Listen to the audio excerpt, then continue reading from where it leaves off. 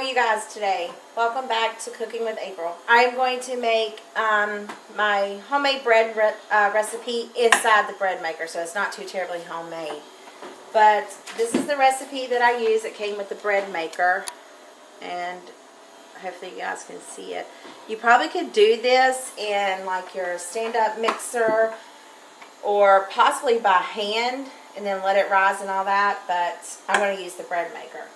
So I'm going to, I'm doing this to make kraut burgers, which I'll show you in another video, but I'm just going to show you how I make my homemade bread.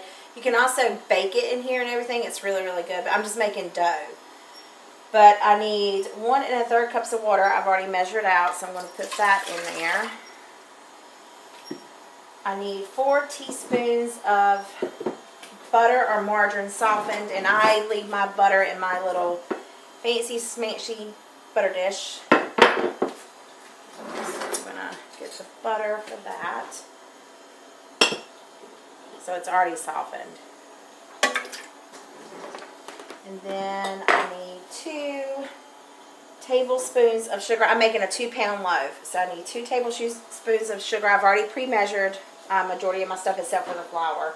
I don't sift my flour. I don't do anything fancy. I just scoop it out and dump it in. It asks for non-fat dairy milk. I don't have that. I'm not going to use that. I have never used it. It's fine. So if you are a recipe follower, then you might want to do it, but I am not. I'm not that person. And then I need 2 teaspoons of salt and 4 cups of bread flour, which I'm just using all-purpose flour, nothing fancy here. And I don't even, as you see, 1, 2,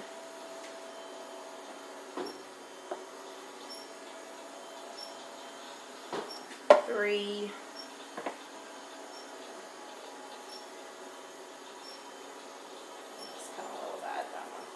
4. Okay, I also, during the process of this, I will kind of keep an eye on it as it's kneading. And sometimes I have to add a little bit of water. Sometimes I have to add a little bit more flour. It just depends. I'm sure if I measured properly, I wouldn't have to do any of those things. But, you know, don't. So.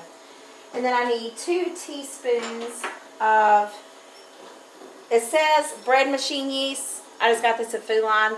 And normally what I do is once I open it, I write the date on it. So that way I only hold it for 6 months regardless if I use it or not. So I'm just going to make a little well in here because I don't want the yeast to touch the water. And then I'm going to add 2 teaspoons of yeast. And I do measure this right in that little well. I don't know if you can see it or not, but I'll show you. So that's what it looks like on the inside. And then that's all I do. And then I come here and I turn it on. And on the menu, I go, it says 8 is dough. So I go to number 8. And it's for 1.5 hours. And I press start. And then I can raise a little lid. But then it just starts kneading on its own. And that's all I do. So as you can see, it may be a little dry right now. And I scrape these sides down with a spatula. I use a plastic spatula so I don't mess up this thing. And then I just let it do its thing. And I'll show you guys the finished product at the end. Thank you for watching. If you like, click that like button and subscribe for more recipes.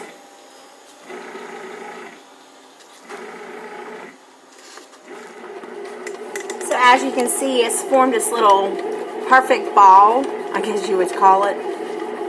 So it's just going to continue to knead, and then once it's done kneading, it will rest. And it has 1 hour and 21 minutes left. So we'll just continue to check on the progress. Thanks.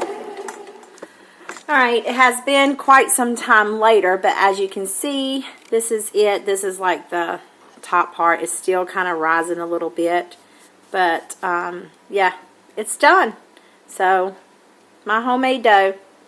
Actually, Sunbeam's homemade dough. Okay. Thanks, guys. Bye.